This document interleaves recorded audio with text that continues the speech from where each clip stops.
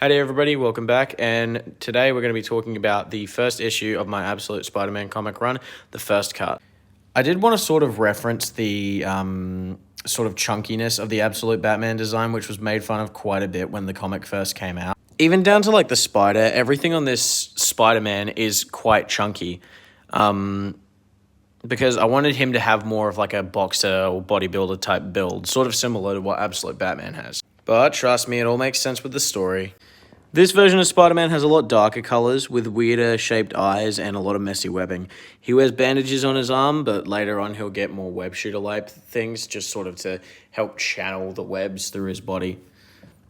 He wears a brown belt and a white cape and dark black boots. He's got a color scheme and design sort of similar to Superior Spider-Man, which I've kind of only just picked up on. Anyways, this first comic takes place in the grittier version of New York City. The crime rate has recently become a lot higher, and there's been a recent increase in gang activity, specifically. And currently what we're looking at is a micro gang, the Hammerhead or Sharktooth gang. Basically what micro gangs are gangs run by a bigger power that all have sort of a gimmick and pretend to fight each other to hide other gang-related crimes. And basically this panel is sort of Spider-Man just stopping this gang-related crime so that he can figure out what the big boss is trying to do. Now, I don't have a design for him yet, but the big boss of this issue is going to be Tombstone. The whole point of the comic is to sort of have Tombstone be this higher power figure in the world. So I've made him the owner of Roxxon, which is no longer an energy company, but a science facility, sort of similar to Oscorp or Alchemax. Because he owns this company, he also owns the publishing company that publishes the Spider-Man comic books, which Peter Parker happens to ghostwrite.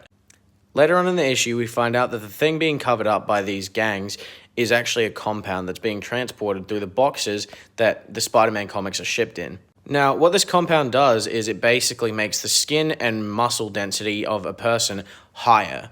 So supposedly, that makes the people who take it bulletproof. But there's a drawback.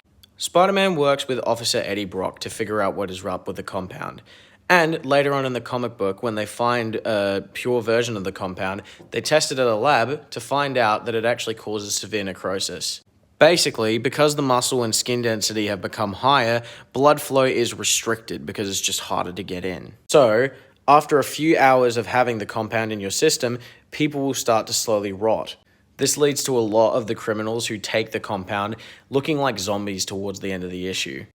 But that was all part of Lonnie's plan. He's trying to have absolute control over the city by making the criminals his bitch. Anyways, thanks for watching.